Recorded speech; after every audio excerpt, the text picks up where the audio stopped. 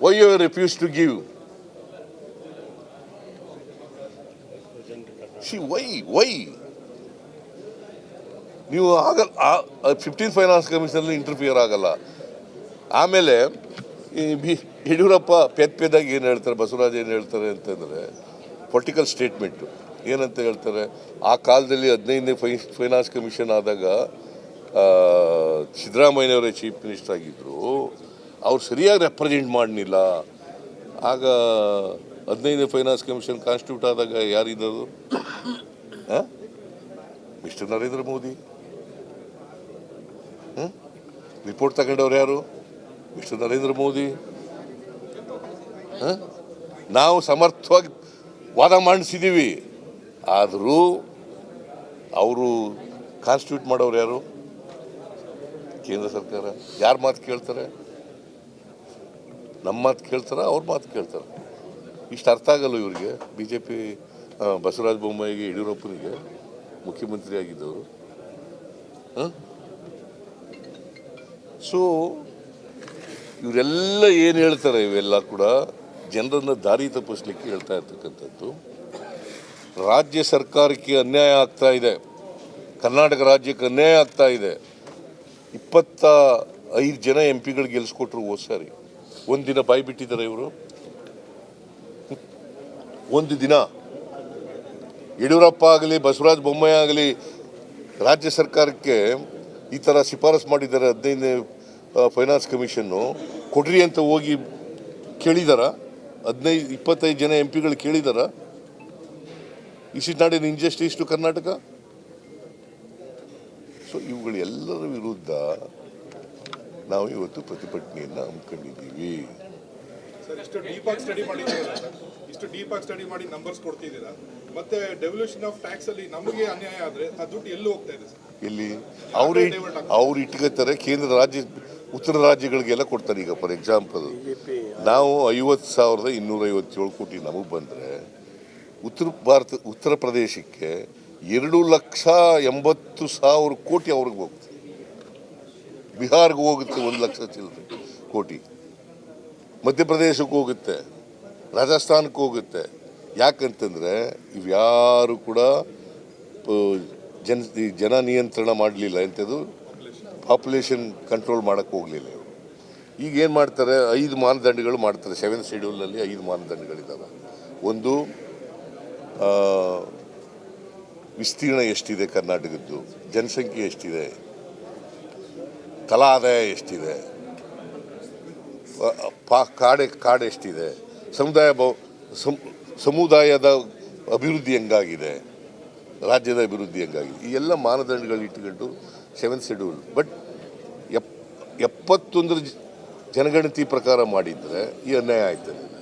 ಇವ್ರೇನು ಮಾಡ್ತಾರೆ, 15ನೇ ಹಣಕಾಸಿನ ಆಯೋಗದಲ್ಲಿ 2011ನೇ ಜನಗಣತಿಯನ್ನು ಗಣನೆ ತಗೊಂಡು ಮಾಡ್ತಾರೆ. ಸೊ ಹಂಗಾಗಿ ಇವೆಲ್ಲ ಆಗ್ತದೆ. ಒಬ್ರು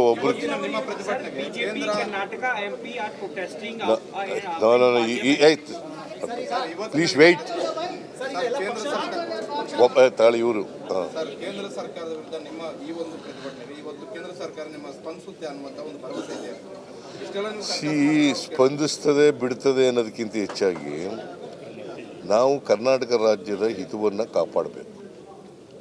ಇಡೀ ದೇಶದ ಕೇಂದ್ರ ಸರ್ಕಾರದ ಗಮನವನ್ನು ಸೆಳೀಬೇಕು, ಮತ್ತು ಜನರ ಗಮನವನ್ನು ಸೆಳೀಬೇಕು. ನನಗೆ ಇನ್ನೂ ಹೋಪ್ಸ್ ಇದೆ. 16ನೇ ಹಣಕಾಸಿನ ಆಯೋಗ ಈಗಾಗಲೇ ಕಾನ್ಸ್ಟಿಟ್ಯೂಟ್ ಆಗಿ ಈಗ ಮೆಂಬರ್ಗಳು ಆಗಿದ್ದಾರೆ. ಅವರು ಬರಬೇಕು, ಇನ್ನು ಕರ್ನಾಟಕಕ್ಕೆ ಬರಬೇಕು, ಅದಿರಲಿ. ಬಟ್ ಈ ಅನ್ಯಾಯ ಮುಂದುವರಿಬಾರದಲ್ಲ, ಅನ್ಯಾಯ ಸರಿಪಡಿಸ್ತಕ್ಕಂಥ ಕೆಲಸ ಮಾಡಬೇಕಲ್ಲ ಕೇಂದ್ರ ಸರ್ಕಾರ. ಅದರಿಂದ ನನಗೆ ವಿಶ್ವಾಸ ಇದೆ. ನಾನು ವಿಶ್ವಾಸ ಕಳ್ಕೊಂಡಿರೋವನ್ನಲ್ಲ.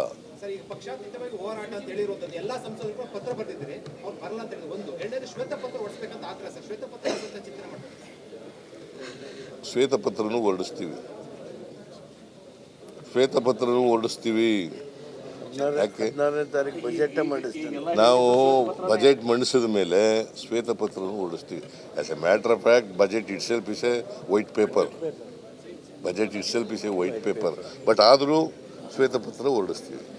ದೆಹಲಿಯ ಜಂತರ್ ಮಂತರ್ನಲ್ಲಿ ಕಾಂಗ್ರೆಸ್ ಕೇಂದ್ರ ಸರ್ಕಾರದ ವಿರುದ್ಧ ಪ್ರತಿಭಟನೆಯನ್ನ ಮಾಡ್ತಾ ಇದ್ರೆ, ಈ ಕಾಂಗ್ರೆಸ್ ಹೋರಾಟದ ವಿರುದ್ಧ ಬಿಜೆಪಿ ಸಂಸದರು ಕೂಡ ಪ್ರತಿಭಟನೆಯನ್ನ ಮಾಡ್ತಾ ಇದ್ದಾರೆ. ಕಾಂಗ್ರೆಸ್ನ ಪ್ರತಿಭಟನೆಯನ್ನ ವಿರೋಧಿಸಿ ನವದೆಹಲಿಯ ಸಂಸತ್ ಭವನದ ಗಾಂಧಿ ಪ್ರತಿಮೆ ಮುಂಭಾಗ ಪ್ರೊಟೆಸ್ಟ್ ಮಾಡ್ತಾ ಇರೋದು. ಗಾಂಧಿ ಪ್ರತಿಮೆ ಮುಂದೆ ಕುತ್ಕೊಂಡು ಕಾಂಗ್ರೆಸ್ನ ವಿರುದ್ಧ ಅವರು ಪ್ರೊಟೆಸ್ಟ್ ಮಾಡ್ತಾ ಇದ್ದಾರೆ. ಈ ಕಡೆ ದೆಹಲಿಯ ಜಂತರ್ ಮಂತರ್ನಲ್ಲಿ ಪ್ರೊಟೆಸ್ಟ್, ಆ ಕಡೆ ಸಂಸದರ ಧರಣಿ ಮತ್ತೊಂದು ಕಡೆ. ಕಾಂಗ್ರೆಸ್ ಸರ್ಕಾರಕ್ಕೆ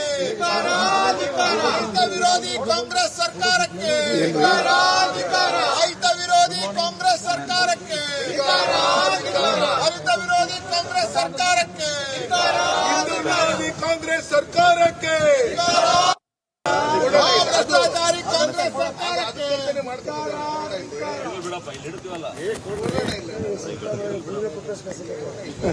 ದಲಿತ ವಿರೋಧಿ ಕಾಂಗ್ರೆಸ್ ಸರ್ಕಾರಕ್ಕೆ ದಲಿತ ವಿರೋಧಿ ಕಾಂಗ್ರೆಸ್ ಸರ್ಕಾರಕ್ಕೆ ರೈತ ವಿರೋಧಿ ಕಾಂಗ್ರೆಸ್ ಸರ್ಕಾರಕ್ಕೆ ರೈತ ವಿರೋಧಿ ಕಾಂಗ್ರೆಸ್ ಸರ್ಕಾರಕ್ಕೆ ರೈತ ವಿರೋಧಿ ಕಾಂಗ್ರೆಸ್ ಸರ್ಕಾರಕ್ಕೆ ದಲಿತ ವಿರೋಧಿ ಕಾಂಗ್ರೆಸ್ ಸರ್ಕಾರಕ್ಕೆ ಕಾಂಗ್ರೆಸ್ ಸರ್ಕಾರದಲ್ಲಿ. ಆದರೆ ಇವತ್ತು ಅದರ ಬಗ್ಗೆ ಕಣ್ಣೀರು ಸುರಿಸೋ ಬದಲು ಇವತ್ತು ದೆಹಲಿಗೆ ಬಂದು ನಾಟಕ ಮಾಡತಕ್ಕಂಥ ಕೆಲಸವನ್ನು ಕಾಂಗ್ರೆಸ್ನ ಶಾಸಕರು ಸಚಿವರುಗಳು ಮಾಡ್ತಾ ಇದ್ದಾರೆ. ಈಗಾಗಲೇ ಕೇಂದ್ರ ಸರ್ಕಾರ ರಾಜ್ಯಕ್ಕೆ ಕೊಡಬೇಕಾಗಿರ್ತಕ್ಕಂಥ ಅನುದಾನಗಳನ್ನು ಕೊಡ್ತಕ್ಕಂಥ ಕೆಲಸ ಕಾರ್ಯಗಳು ಮಾಡ್ತಾ ಇದೆ. ಅದರ ಮಧ್ಯೆ ರಾಜಕಾರಣ ಮಾಡತಕ್ಕಂಥ ಕೆಲಸವನ್ನು ಕಾಂಗ್ರೆಸ್ ಮಾಡ್ತದೆ. ಇವತ್ತು ಬರದಲ್ಲಿರ್ತಕ್ಕಂಥ ಜನರಿಗೆ ಕಣ್ಣೀರು ಒರೆಸ್ತಕ್ಕಂಥ ಕೆಲಸವನ್ನು ಮಾಡಬೇಕಾಗಿರ್ತಕ್ಕಂಥ ಕಾಂಗ್ರೆಸ್ ಭ್ರಷ್ಟಾಚಾರದಲ್ಲಿ ಮುಳುಗಿರೋದ್ರಿಂದ ಇವತ್ತು ನಾವು ಗಾಂಧಿ ಪ್ರತಿಮೆ ಎದುರು ಪ್ರತಿಭಟನೆ ನಡೆಸ್ತಾ ಇದ್ದೇವೆ. ಅಲ್ಲಿರ್ತಕ್ಕಂಥ ರೈತರಿಗೆ ಪರಿಹಾರ ಕೊಡಿ, ಅಲ್ಲಿರ್ತಕ್ಕಂಥ ಬರಕ್ಕೆ ಕಂಗಲಾಗಿರ್ತಕ್ಕಂಥ ಜನರಿಗೆ ನೀರು ಮತ್ತು ಪರಿಹಾರಗಳನ್ನು ಕೊಡಿ, ಅಲ್ಲಿರ್ತಕ್ಕಂಥ ಸಮಸ್ಯೆಗಳಿಗೆ ಉತ್ತರ ಕೊಡಿ, ನೀವು ಹೇಳಿರುವಂತಹ ಗ್ಯಾರಂಟಿ ಕಾರ್ಡ್ ಇಂಪ್ಲಿಮೆಂಟ್ ಮಾಡಿ, ಭ್ರಷ್ಟಾಚಾರದ ಬಗ್ಗೆ ಪೂರ್ಣವಾಗಿರ್ತಕ್ಕಂಥ ತನಿಖೆ ಮಾಡಿ ಅನ್ನುವಂಥ ಆಗ್ರಹವನ್ನು ಇಟ್ಟು ಇವತ್ತು ಇಲ್ಲಿ ನಾವು ಪ್ರತಿಭಟನೆಗಳನ್ನು ಮಾಡ್ತಿದ್ದೇವೆ. ಎಲ್ಲಾ ಲೋಕಸಭಾ ಸದಸ್ಯರು ಭಾರತೀಯ ಜನತಾ ಪಾರ್ಟಿ ನೇತೃತ್ವದ ಗಾಂಧಿ ಪ್ರತಿಮೆ ಎದುರು ನಾವು ಪ್ರತಿಭಟನೆಯನ್ನು ಮಾಡಿದ್ದೇವೆ. सिद्धारमैया जी को दिल्ली आ रहे हैं, उनका भी प्लान प्रोटेस्ट करने का उन्होंने अपोजिशन के तमाम लीडर्स को बुलाया है. उनका ये कहना है कि जो अपोजिशन की सरकारें चल रही हैं जिन जिन राज्यों में वहां पर जो है ನೋಡಿ, ಇವತ್ತು ರಾಜ್ಯದಲ್ಲಿರ್ತಕ್ಕಂತಹ ಅನುದಾನಗಳನ್ನು ಕೇಂದ್ರ ಸರ್ಕಾರ ಇವತ್ತು ಈಗಾಗಲೇ 2 ಲಕ್ಷ ಕೋಟಿ ರೂಪಾಯಿಗಳನ್ನು ಕೊಟ್ಟಿದೆ. ಅದರ ಮಧ್ಯೆ ಸೀನಾ ನೋಡ್ಕೋ ಎಲ್ಲ ರಾಮಲಿಂಗ ರೆಡ್ಡಿ ಅವ್ರು ಬಂದಿಲ್ವಲ್ಲ ಇನ್ನ